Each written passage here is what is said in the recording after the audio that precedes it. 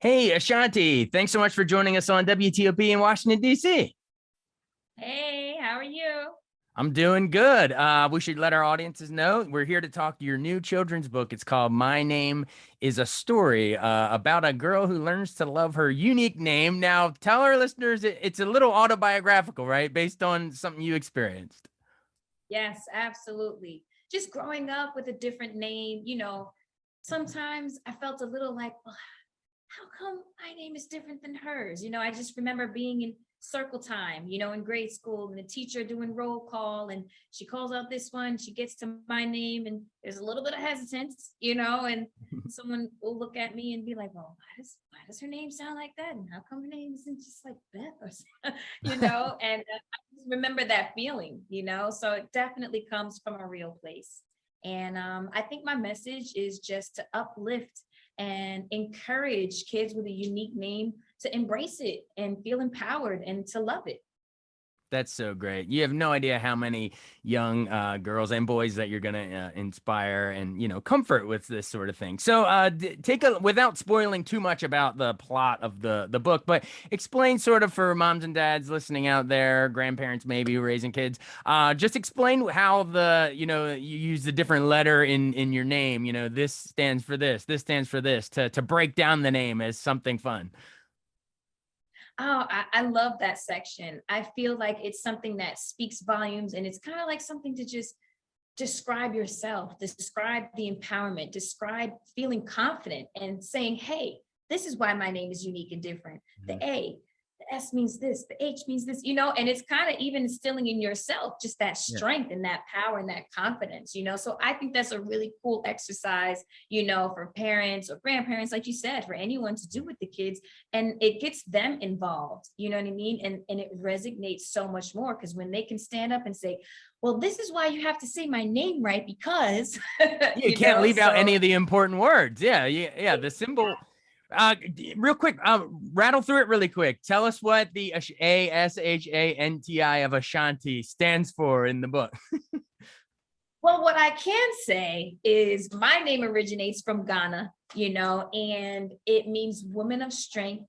And what's really cool is that, sometimes when we travel outside of the States and we get to foreign countries, sometimes the women are kind of considered a little bit lower on the totem pole. But in this specific tribe of people, the women run things, you know what I mean? So it just Right. means women of strength. And when I found that out, I was like, yes, I'm going to that, I Yeah. mean, I have it here, if you really did want me to go down, the easy like apple pie, S is for strong, high is for high five. My name is no mere accessory. Saying my name with power is necessary. My name is a treasure that is infinite. I love it.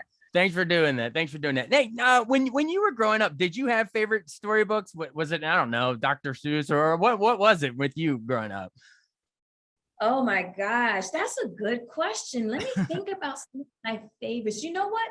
There was a book, and this is the funny thing. My aunt, she actually used to buy me books that had my name in it. There's like an Ashanti story. There's a story about a spider named Anansi. There's a story Oh, called I love the Mufaro's Nancy the Spider. Yeah, so those were some of my, I mean, we all love the Dr. Seuss books as well, but those were some of my favorite books. Great. Now, it's got to be cool that, people that are going to be reading this to their kids, a lot of the parents now grew up, listening to your music. So it's kind of cool how, your audience is following through different stages of your career, different mediums even. While we have you here, I know their time is tight, but just memories of, some of those big songs. Foolish, that was a really big hit single, and then I know you followed it up with Always on Time with Ja Rule. Tell me about Always on Time. I'll always remember that one. Just classic records, it's a beautiful thing that even 20 years later, I'm celebrating 20 years, my anniversary from my debut. The fact that we can go and do these arenas and have people screaming out these records and singing all the lyrics to these songs is really a magical moment. It's priceless, and I'm super humbled and super blessed, to be able to do that. You can just hold the microphone out and people are just, you know, singing these records that I wrote, you know, so it just feels really good, you know, and the fact that I have new music coming out, very excited about that. I have a new single called Falling for You that was written by myself in Blue. I can't wait for people to hear it. I've been playing like snippets on my Instagram, and my DJ's been spinning it after my shows, and the reaction has been incredible. So very excited about that. And what's the new one called again? Plug it again. It's called Falling for You. Falling for You. Okay, everybody check that out. Yeah. What was it like working with Fat Joe on What's Love versus, I know you did Always on Time and Mesmerized with Ja Rule, but you know, compare and contrast those two experiences if you could. It was very different because, let me see, was I in the studio with Ja? I think Ja was in the studio, but remember, we didn't know each other early on, you know, so it was kind of just like, oh, okay, that's the girl. Right. You know, for me, because they were out already. But I just remember feeling like I have a bunch of big brothers that were really excited, you know what I mean? And we were just making some awesome music.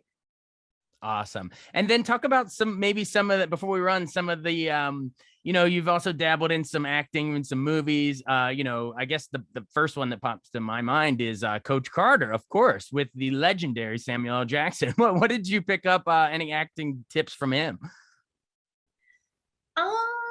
It was an amazing experience. You know, he was super welcoming, you know, with me. And what I love that he said to me was, I love that you take this serious, because, you know, sometimes musicians don't get the best rap transitioning over into acting, you know, so he really respected and appreciated that I was taking this very serious. With everything going on with me at that time, you know, my album was out, I'm shooting music videos, I'm touring and all of that, but I carved out the time, you know, to do this movie. And I think he really respected that I was taking it serious.